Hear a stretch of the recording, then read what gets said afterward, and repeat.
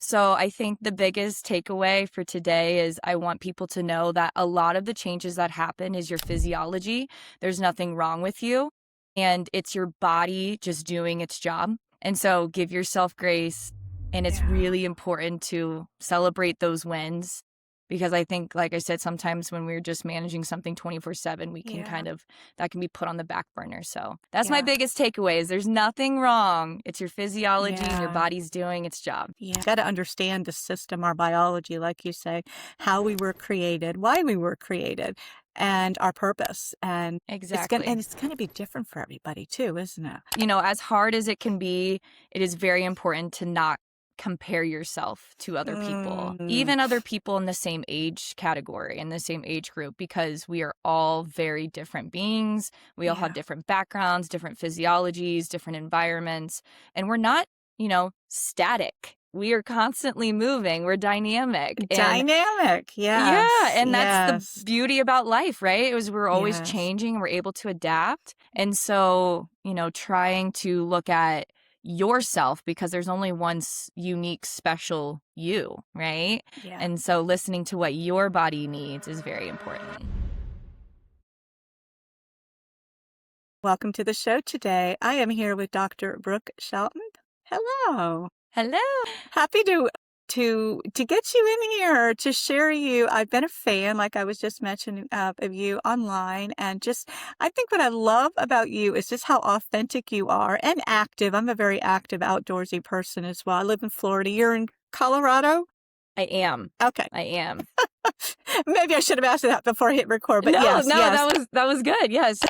It's a chronic inflammatory environment of the body. Speaking of environments, so what are you hoping our listeners walk away with today? And I feel like we sometimes always look at what we might not be doing. And really, it's important to be able to see all the amazing things that we are doing managing a Mm, condition 24/7. So I think the biggest takeaway for today is I want people to know that a lot of the changes that happen is your physiology. There's nothing wrong with you, and it's your body just doing its job. And so give yourself grace, and it's yeah, really important to celebrate those wins because I think, like I said, sometimes when we're just managing something 24/7, we can yeah, that can be put on the back burner. So that's my yeah, biggest takeaway is there's nothing wrong. It's your physiology and your yeah, body's doing its job. yeah. We got to be present. We got to feel in order to know, really understand, and got to understand the system, our biology, like you say, how we were created, why we were created, and our purpose. And Exactly. it's gonna be different for everybody too, isn't it? So different. Yeah. So Yeah. different. So, as hard as it can be, it is very important to not compare yourself to other people, Mm, even other people in the same age category, in the same age group, because we are all very different beings. We all have yeah. different backgrounds, different physiologies, different environments, and we're not, static. We are constantly moving. We're dynamic. And Dynamic. yeah, Yes. and that's the Yes. beauty about life, right? It was we're always Yes. changing, we're able to adapt. And so, trying to look at yourself because there's only one unique, special you, right? Yeah. And so listening to what your body needs is very important. Yes. Yes. Absolutely. So what do you say? Well, today we're going to talk about the nervous system, and we're Yes. definitely going to kind of get that intertwined with different areas of that. So what are you seeing that makes you think the nervous system deserves more attention? And again, we're going to focus on the T1D type 1 or women. Actually, you know what? This is not just for women because I know there's some men listening to this show too. So people living managing insulin dependent diabetes. So this is obviously our focus today, and how hormones might even be kind of again weaved into all that. Yes. So why is this important, the nervous system?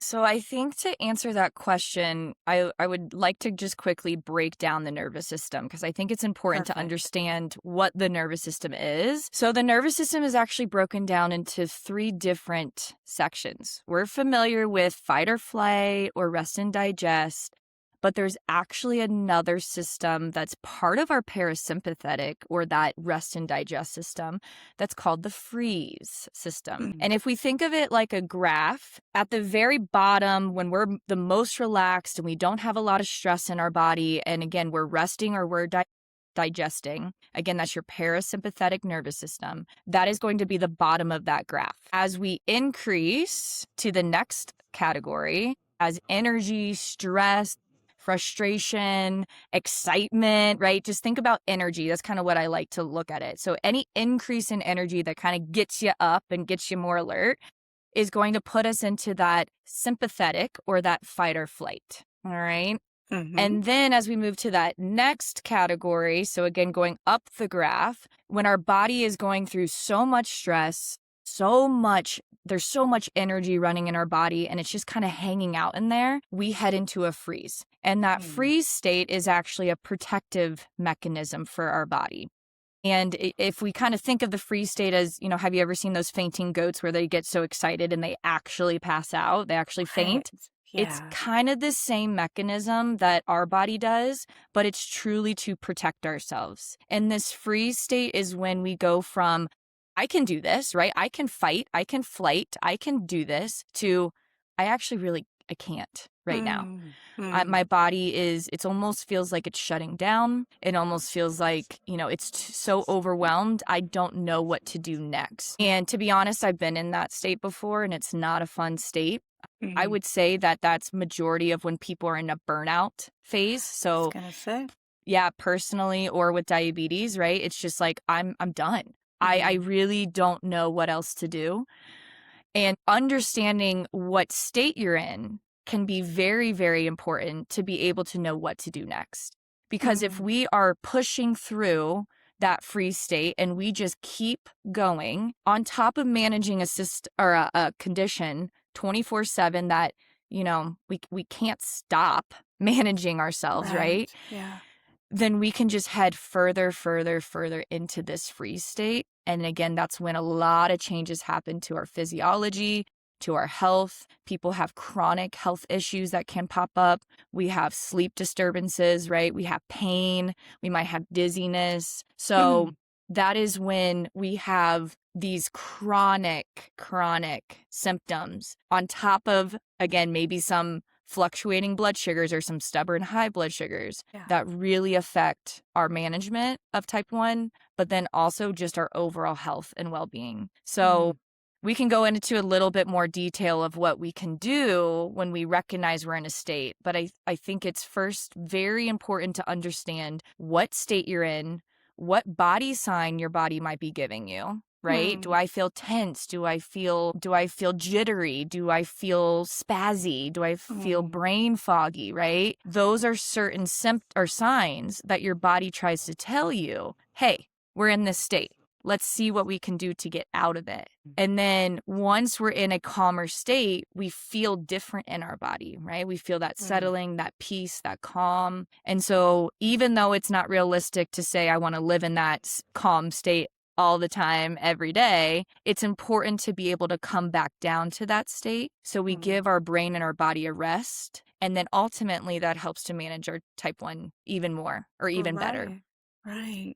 And Mm-hmm. as you were talking, I'm thinking, because I'm understanding what you're talking about with the symptoms and how your body's responding. But I'm thinking both mental, emotional, that's kind of this side, and then Mm-hmm. the physical Yes. stress.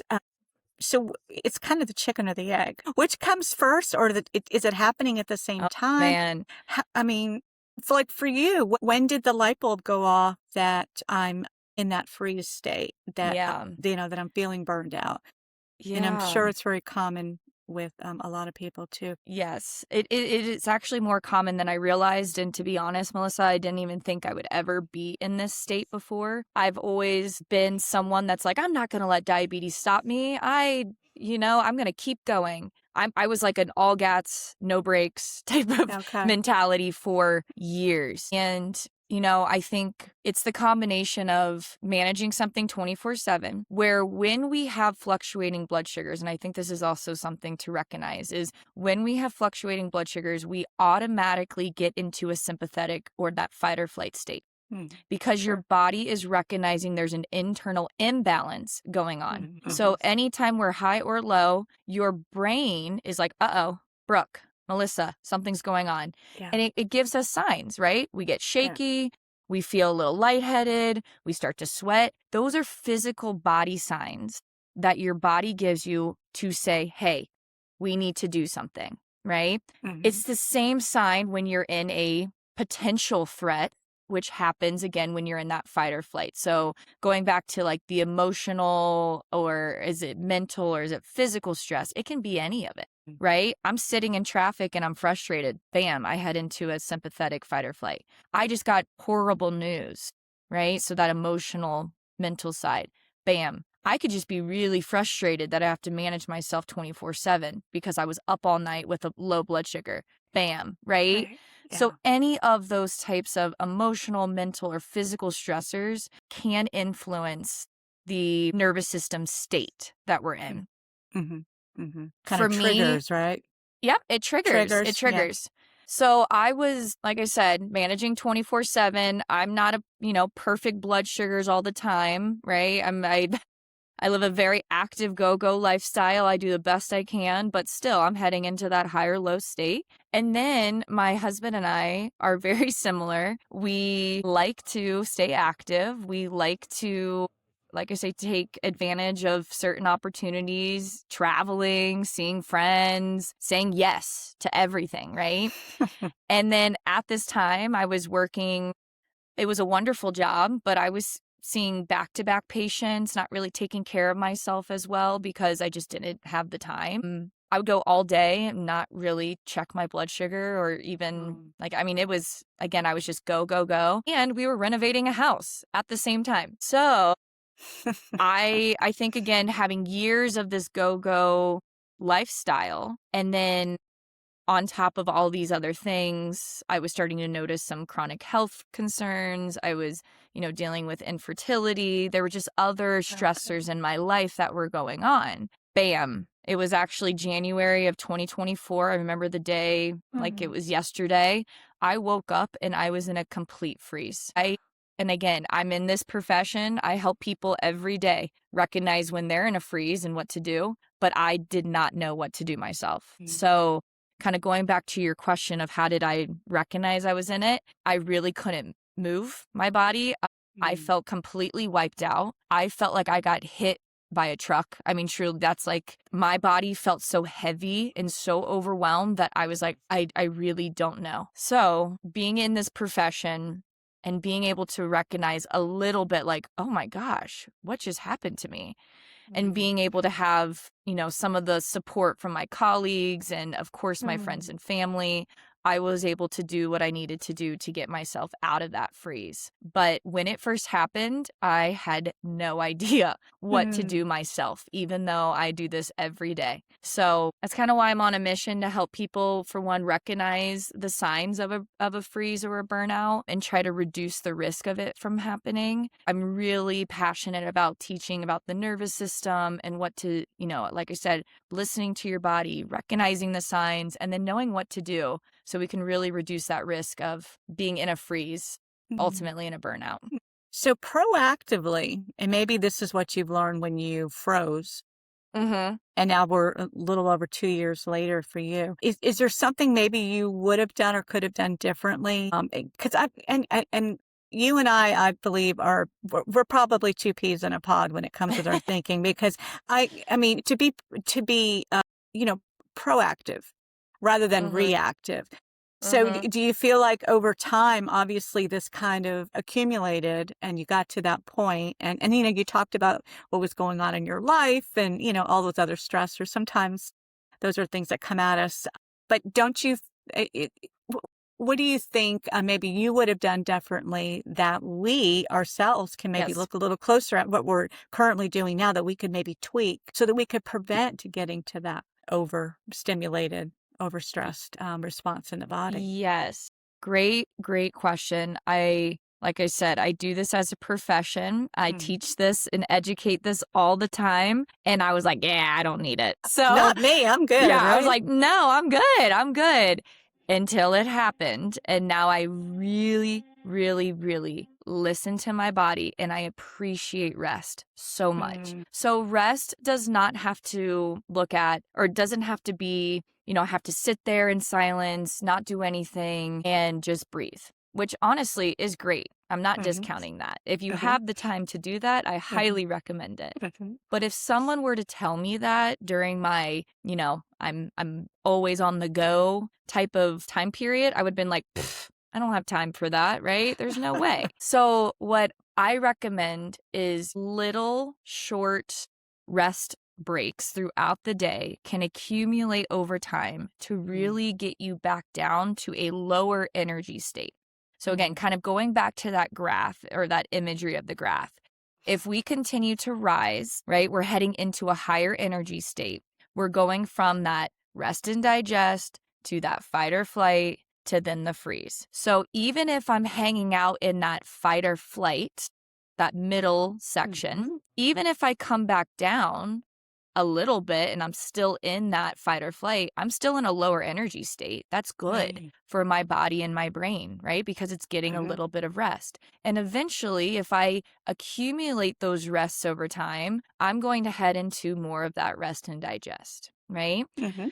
If I don't do anything and I'm hanging out in that fight or flight state and I keep going, I keep digging in my Yeah. heels, I keep pushing through, I never give myself time to reset, I'm heading more and more and more into that higher energy state. And Mm, that's when we get into that fine line of that fight or flight or freeze. yeah. So, if we can find a couple seconds or a couple minutes a day to really just reset, that is the key because it brings you back down into a more of a regulated state. Yeah. So, ways we can do this. If you're at the desk all day for work, then getting up once an hour, walking down, getting or walking to the kitchen, getting yourself some water, going to the bathroom, maybe you go outside and you take a couple breaths in and Yeah. out and get some sunshine, right? Or if you are in between meetings, right, and you're sitting here, you're like, I don't have time just to walk, then maybe you Mm, shake it out. Shaking it out is a great way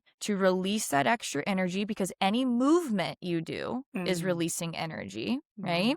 mhm, So mhm. maybe you shake it out and it's a good imagery. I love it because you're like, Yeah. that was just one of those meetings. Yeah. Let me shake it out, right? Right. So that's another kind of, quick thing you can do. In between patients, I still do this to this day. I wash my hands in between patients and I do it slowly, Ah, very slowly, right? Because that's anytime we slow down our movements, breathing, yeah. blinking, drinking water, Yeah.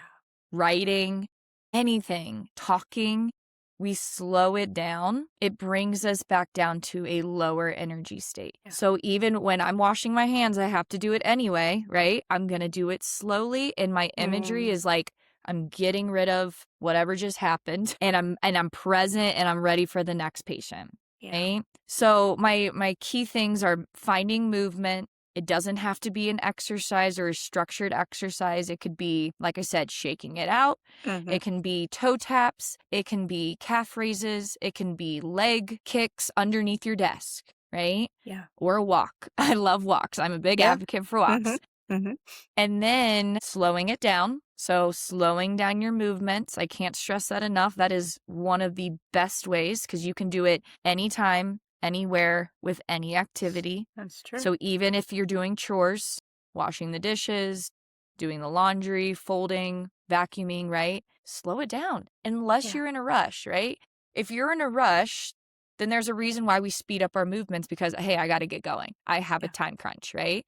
Yeah. But if you don't have that, slow it down. Slow Yeah. it down. Yeah. And then finding something maybe that gives you some sensory input or something that makes you feel more grounded. So, feet flat on the floor, arms in an armrest of a chair, hands on top of a head is also a really good one just to Ah. give your brain some input of, okay, I'm actually present. I'm good, right? I'm here. Mm, And then butterfly taps is another biggie or mhm. another great one because again, it just gives good sensory input. It's rhythmic, feels good for the body. So those are just great ways to get yourself out of a higher energy state back down to a lower energy state, even if it's just for a few seconds, because now you're starting at that Mm, lower level and it's not going to be as big of an impact if you do get back into that higher energy state or that fight or flight, Mm. especially with type 1 diabetes, because we cannot always predict when our blood sugars are going to fluctuate, Yeah. right? Yeah. So if Yeah. we can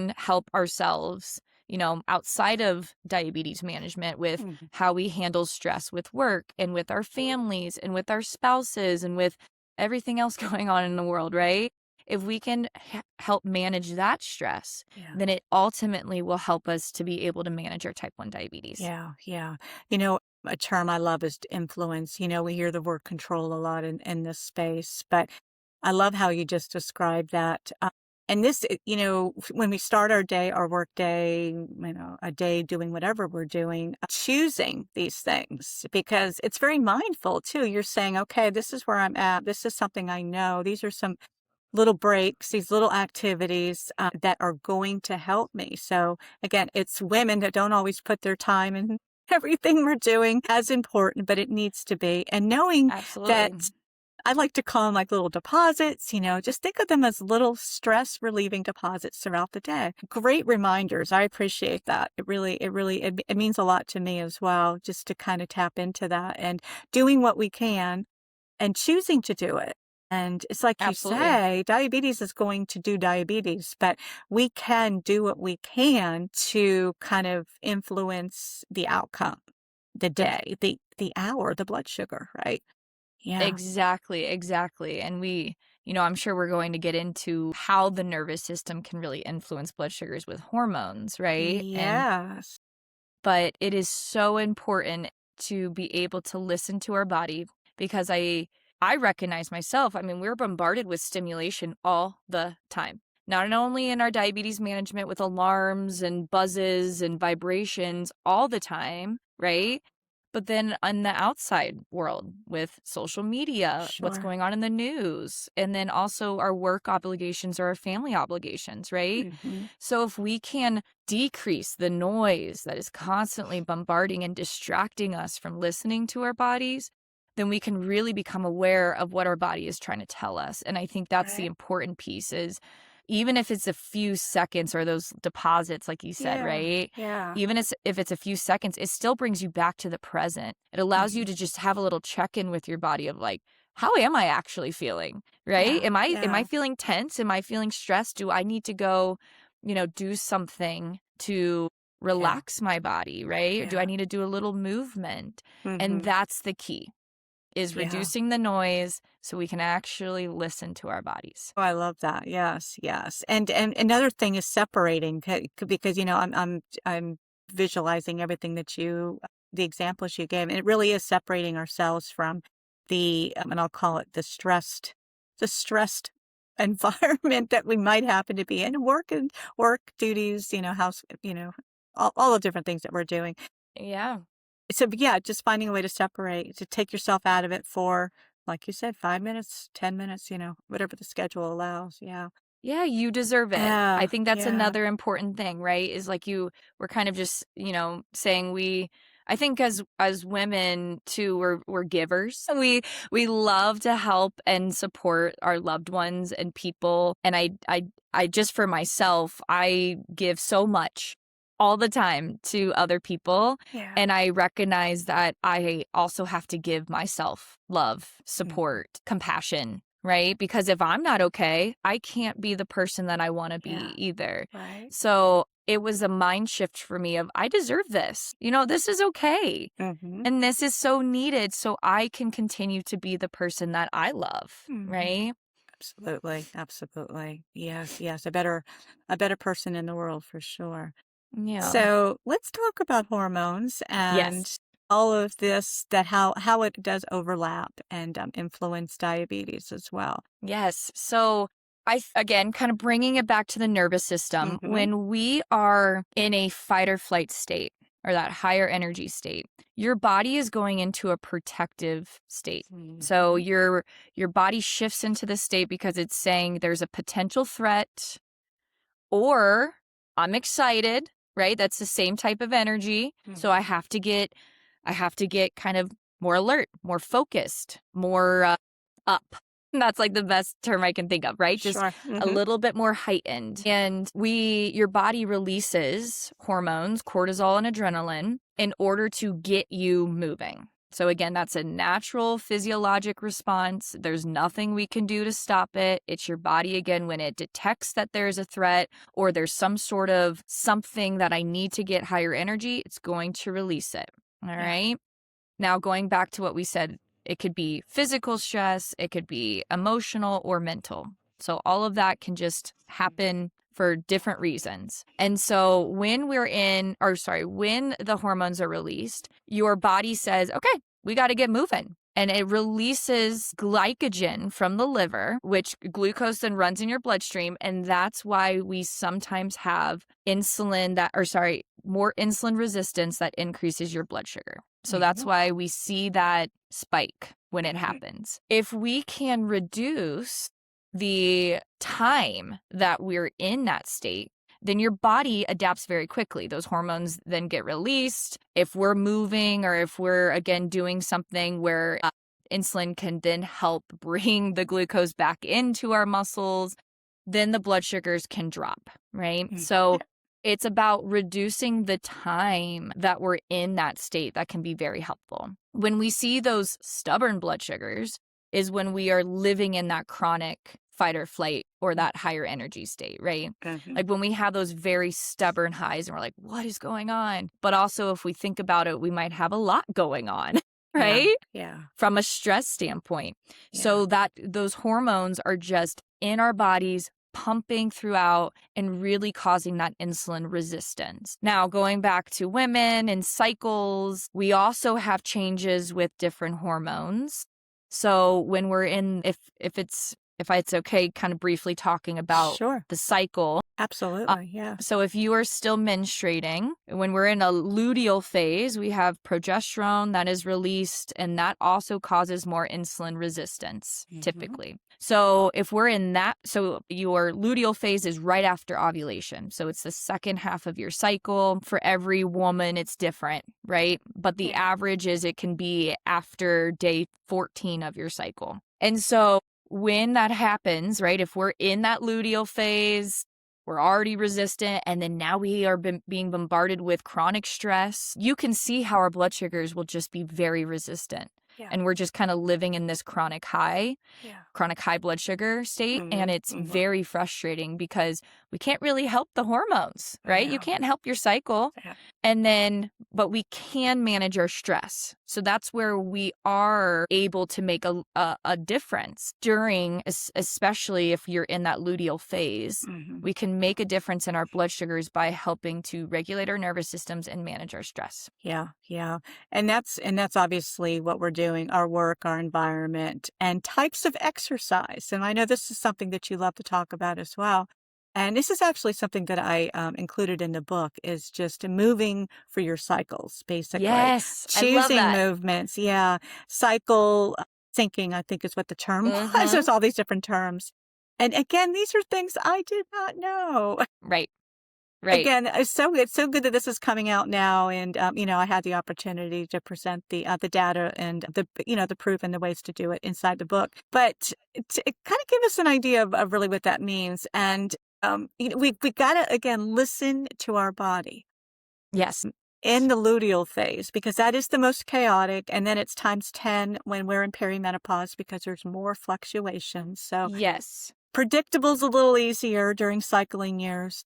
The unpredictable in the perimenopause is not so fun. Yeah. Yes, and going back to what I was saying in the very beginning of the when you're in a perimenopausal state, like you said, the fluctuations are so unpredictable. And 1 month you might have more estrogen and the next month you have less, and it's influencing so much of your blood sugars and how you feel physically, mentally, and emotionally. Mhm. And so going back to, there's nothing wrong. This is your physiology. This is a normal, aging experience. But giving yourself grace and really listening to what you need is important. So this is something I have changed after my freeze and after my burnout. During my cycles, I do change up my exercises. Okay. So I used to be someone that would get up at 5 a.m., go to the gym, work out. That's like how I started my day. Mm. I wouldn't have really any kind of slow morning. I just got up, went, instantly started my day in what we would say a sympathetic or higher energy state, right? And I thrived in that state for a while, right? I was like, this is great. If I was fluctuating, with my cycle, it didn't matter. I pushed through it. I didn't feel great, Mm. but I was like, no, I'm doing this, right? Now, I really listen to what my body needs, especially during my changes in my cycle. So, during my follicular phase and especially into ovulation, I do have more energy. I have more energy to do more things. So I typically do my higher endurance activities that I love, like mountain biking, trail running up a Okay. mountain. That's what I love. Right. Mhm. I also like to do a lot of heavy lifting during this time because I'm not as insulin resistant. So for me, I really love doing that type of exercise for the first half of my cycle. Second half, during my luteal phase, so after ovulation, I'm way more gentle with myself. Mm. I like to do more yoga. I like to do more gentle cycling. I like to do more walks instead of runs, right? If I do go on a run, it's something that's going to be, what we considered an easy run for me.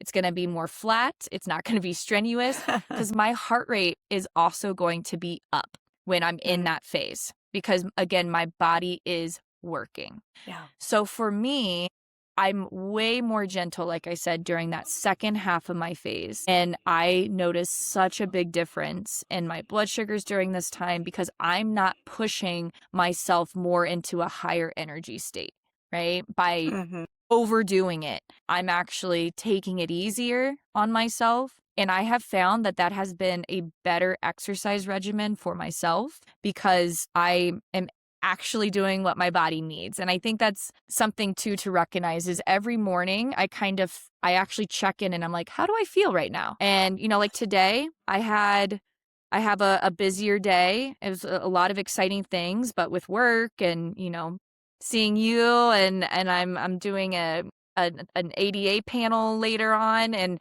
so I Yeah. just felt like, you know what, I have a lot of extra energy in a good way because I'm excited. So I need to get a run in. Right. So Okay. that was Okay. my kind of way to release extra energy because, again, I was like very excited for today. And I was like, Mm. to actually get myself back down, I need to find something to get that energy out of my body. So Gotcha. for me, I did actually a run. But yesterday or 2 days ago, it was the, day one of my cycle. I was like, I don't need to run. I don't need to run right Mhm. now, right? I am in my body hurts. I'm in pain. I'm tired and I don't need to push it. So I did a Mm. lot of walking throughout the day. I did a lot of gentle stretching and I Mm. moved my bodies in ways that, again, just kind of helped with more relaxation. So I think that's, like I said, I mix it up where some days I really focus on kind of like the cycle that I'm in. Yeah. And then other days I'm like, you know what? I got a lot going on. I actually need to find something to Yeah. release the energy, or you know what? I'm pretty tired. I didn't get a lot of sleep last night. Yeah. I'm not going to push it. So that's kind of where I mix up my exercise routine instead of just I get up, I go, I'm bam, Yeah. bam, bam all the time. And that has worked best for me. Yeah. I like that. And so I recognize that not everybody has, flexibility and when they can exercise or when they can move. But I think the best piece of advice that I have for that is if you get up and again, your body is already feeling overwhelmed or already feeling stressed and you still want to go to the gym, maybe you find something that's a little bit more gentle, right? Like you do a gentle cycle, you do a walk around the track, you get outside. Right. Maybe you don't go to the gym and you're like, you know what, I need some sunshine and Mm. some nature time, right?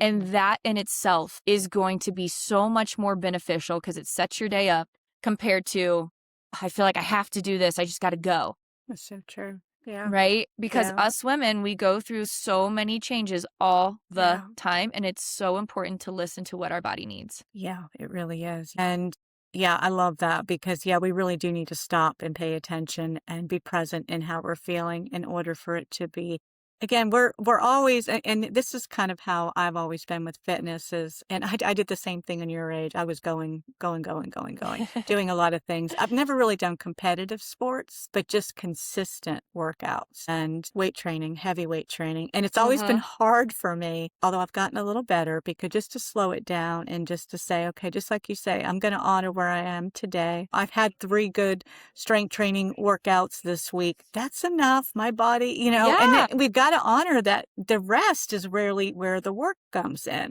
And I know this is something you could Yes. talk into. Great segue. Yes, great Yeah. segue into what like I said, I love talking about this now because it was something that I was like, "I don't need rest. No, I don't need Yeah. it. I'm not gonna rest. I don't have time for it." But I shifted my mindset into rest is the only way for us to recover, Mhm. and rest is the only way for your body to reset and get ready for the next thing, right? If Right. we are Right. always burning fumes, we're going to run out of gas, Yeah. right? We will not be able to keep going Hmm. forever in this way. And Yeah. I was going for years. And, to me, never really had an issue, or Yeah. I never recognized that I Never. did Yeah. Yeah. until I had my freeze. And so rest, like I said, does not have to look at or doesn't have to be, I have to sit in silence. I don't, some people they're like, there's no way I could do that. And also I have kids at home. I have, I have a busy job.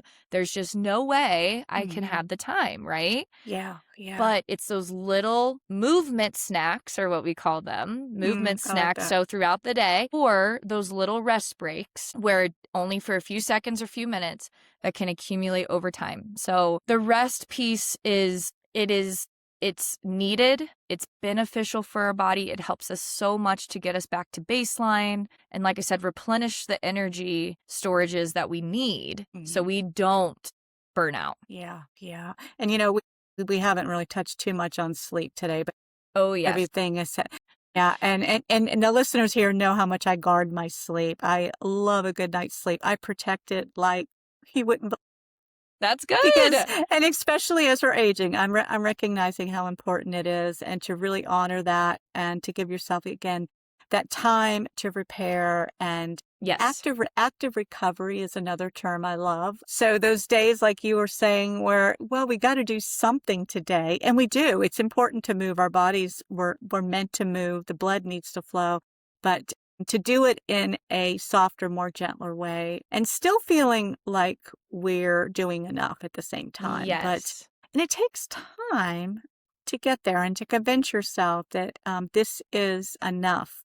This is what my body needs today. Tomorrow's another day. I'll check back in tomorrow and see where I'm at and what my body needs. But I love the fact that you've painted a really good picture about really how we can do that, and appreciate your example as well. Yeah. Yes, it's very important, and just to reiterate what you just said is, we deserve this, is we Mhm. deserve the rest so then we can fill our cups back up and be able to be ready to tackle whatever comes at us the next day, right? Absolutely, absolutely. We're talking about a disease that, again, it's inflammatory by nature. So stress is inflammatory, blood sugar is inflammatory, cortisol can dip into all of that and mess it up. So again, it's proactively making these choices so that we can feel better and our blood sugar response. And it's not necessarily about measuring and being obsessed about our A1C, but I think over time we get to know what's feeling good, what Mhm. the less variables, less of a roller coaster with blood sugar, and not to mention our stress and our energy. And I'm going to tap back on the sleep thing because if this is not Yes, yes. happening during the day, we're not sleeping well at night. And if we're not Right. sleeping well at night, it's harder to do these things the following day. So Absolutely. they do layer on top of one another. And yeah, we got to recognize that. Yes. So sleep is actually the only time that your brain can detox. Not your Mm. body, your brain. Mm. So that is why we feel so much better in the morning. Yeah. They had that saying, it's like, everything's better in the morning. Everything's It better in the morning. Yeah. That's not always true, right? Sometimes we wake up and we're like, "Poof, wow." But Yeah. it is the only time your brain can detox, which is Mm. why it is so important to get sleep. And sleep is also something, Melissa, that I never, ever, ever cared about until after my freeze, Oh, because I was always someone that couldn't thrive off 4 hours of sleep. I'm fine. Going through PT school, I'm up late studying, I'm up early studying, I'm like constantly yeah. go, go, go. I'm someone that would take a red eye flight and then go to work when I landed. Like, Mm. I just did not appreciate sleep like I do now because I was able to get by in my Mm. 20s and be able to do all of those things, right? Now, I try, not every day is doable, but I try to get at least 7 to 8 hours of sleep because your body also needs to go through these different cycles, and I'm sure you've talked about this before, right? But it Absolutely. needs to be able to go through a certain amount of sleep cycles in order to reset your body. And like Mhm. I said, it's the only time that your brain can detox. And I like Again, when I think about it like that, I'm like, "Oh, yeah, give me sleep then," right? Because I want my brain to feel fresh the next day. Yeah. And so I know that it can be hard to find a good sleep routine, especially if you're going through menopause, because you might have hot flashes, night sweats, right? And then Yeah. you add in type 1 diabetes where you wake up low and now you're also having those physical Yeah. symptoms. So, give yourself grace when those things happen. But Absolutely. there are some things that you can do to help with a sleep routine, or sleep hygiene is what we call it in the PT world. So having some sort of routine every night. So maybe you start your routine at like 7 or 8 p.m. You drink a cup of nice warm tea, you put your pajamas on, you read a book, you get rid of screen time, right? Mhm. You do something good for your body to kind of settle back down. That can help with initiating sleep and kind Yeah. of preparing your body for sleep. Because if you are on social media, watching the news, watching a very intense movie, or Yeah. listening to an audiobook that, like, I have patients that they're like listening to murder mystery books and at night, and I'm like, how are you sleeping? Right? Right. Good So question. so if you are going through that, or if that's your routine, then you can see you're going to be in a heightened state from the very Right. beginning. And Right. so it's hard to initiate sleep, and now I have a hot flash, and now I have a night sweat, or now I have Mhm. a low blood sugar, right? Yeah. So we're setting ourselves up for a harder night's sleep when we're not sure how the rest of our body's going to be, or how the rest of our night's sleep's going to be. Mhm. Mhm. So if we can at least calm our bodies down beforehand, go to sleep at a decent hour, then we might have X amount of hours until, if a low occurs or if that hot flash occurs or something like Right. that, right? But at least your body might have maybe gone through one sleep cycle. Mhm. Great, Right. right? And then even if you wake up and it's disrupted, you still got one sleep cycle in. That's Compared true. to, I went to bed at midnight, I'm super heightened, I'm thinking about that murder mystery book Right. that I Right. just listened to or read, and I can't go to sleep. And then I have a Mhm. hot flash or a low blood sugar 2 hours later, right? Right. And I didn't Yeah. get any sleep cycle completed. So Mhm. that is one important way that we can try to set up for success throughout the night. Mhm. Yeah. And then, other things like making sure it's cool in your room. People do respond well, though, to having warm feet. So, Mhm. contrary to belief, some people have cold feet, especially myself, and especially with, type 1 diabetes, sometimes their circulation can be a little different. Sure. So, I actually have to sleep with socks. If my feet are cold, I'm not going to bed. So, people always are like, "You do that?" I'm like, "If my feet are cold, I am up." Yeah. So that is something, believe it or not, can be a really big tip if your feet are cold in the middle Yeah. of the night. It's funny you say that because even here in Florida, we Mhm. have some colder winters, and I'm the same way. If it's, because we don't keep the house that warm. Again, a cool house, but I'm wearing socks during the winter here, which Yeah, sounds funny, but I'm the same way. Yeah, I can't go to bed with cold feet. It's like yes. that's just gonna keep me up. Exactly, I'm the exactly. It same can way. It could Yeah. be as simple as that change, right? Yeah. Yeah. But then Just keeping a recognizing. cool environment is very important because when you're Mhm. hot, right? Now you have a hot Yeah. flash, it just heightens it even more, and that's more stress on the body. Yeah. So that is a very, very important piece of your overall well-being that, like I said, I never appreciated it until after my freeze. And I feel so much better just getting into a sleep routine, getting, Mhm. those 7 to 8 hours. And I appreciate my sleep so much, Yeah. so much. Yeah. Absolutely. Yes. Yeah. And I think the the whole connection there is understanding how we thought we operated, at this level with okay sleep. And then Yes. when you can slowly improve your sleep and get it, pretty consistent. And again, I think consistency is the game too. Again, 80/20. I mean, obviously we're going to have nights that maybe we're up a little bit late because we went out or whatever that situation is. Overall, it's understanding. So it's like anything. When we see and feel how different we are doing X, Y, and Z, Mm-hmm. to me, that's just reinforcement. I mean, right? Absolutely. We feel the difference. It gives Yeah. us feedback, right? We're like, "Ooh, I actually I feel want more that again. energized." That's Right? I right. want that again. Exactly. Yeah, And yeah. it takes about 30 days to build a habit. So if Mhm. we're 20 to 30, right? Yeah, So if we can stay as consistent as we can, with our yeah, lifestyle, then we will really build that good habit towards sleep. yeah, yeah. Well, this is kind of a great way to kind of sum this has been amazing, great tips. I love it. Yeah, thank you. What is what and maybe the ladies here or the people listening to you, the listeners today are like, yeah, this is all good. Things I needed to hear. Thanks for the reinforcement for myself as well, Brooke. This has been amazing. What is one thing that you think that anybody could really just start with right now? That's going to kind of the kind of over overview of everything that that you talked about today, but what's a simple thing that they can start with, that this is something that they're recognizing within themselves, within their aging, diabetes, hormones, all the things that might be in there, Yes. kind of their mess right now. I've, I've Yes. I've been in the mess too, so I get it. So I say that with love. But so what's it for you? And this might reflect where you've been with your post freeze. We'll call it your post freeze. Hallelujah, Yes. right? Yes. Oh my goodness. Oh my goodness. I think the biggest takeaway or the most important, most beneficial technique or strategy is truly taking time to bring Mm, awareness to how your body is feeling mm, because your body gives you a lot of signs. And I kind of said this earlier, mhm, but muscle tension, clenched teeth, fidgeting, fast movements, fast talking, mm. fast breathing, and just really feeling spazzy. Again, if we kind of think Like from like that. a physical standpoint, but also like cognitively, right? Like Mm, brain foggy, like what? I just can't seem to feel stable, right?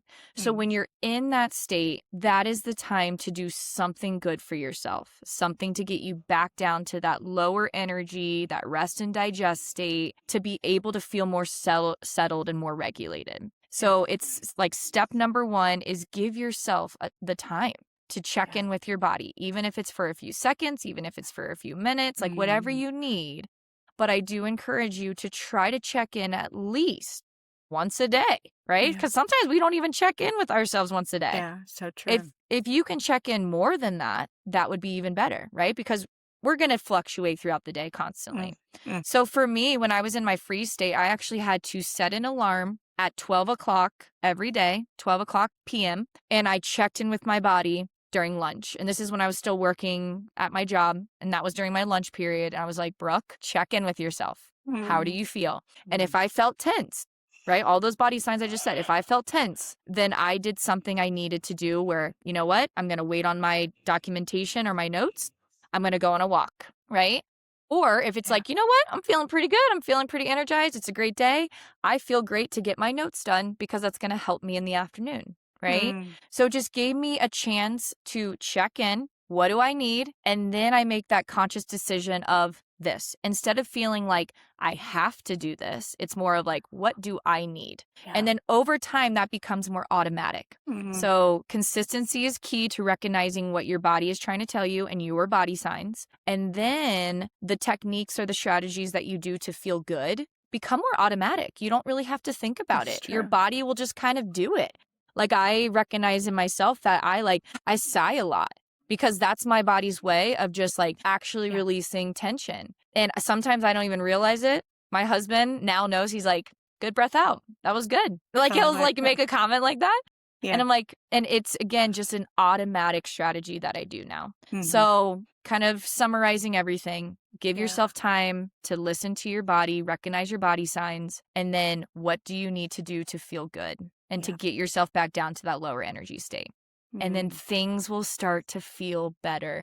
They Yeah. really Yeah. will. Yeah. I love it. I love it. Yeah. And, you know, the first step, like you said, is to honor where you are. Yeah. It really is Mhm. to stop and consider where you are and what you need. So, yes, great reminders. Thank you, Brooke. Well, tell our Absolutely. listeners how they can connect with you. Yes. So I actually have my own business and platform. It's called Dynamic Diabetes. You can find me on Instagram, dynamic.diabetes. I'm an open book. I truly love to connect with people. I Mhm. love to help in any way. So if you are online, you can always reach out to me. Like I said, I would love, love, love to connect. And then, Melissa, if you give information, you can always reach out to me via email as well. Mhm. And those are the best ways to reach out. But like I said, I'm here for you guys.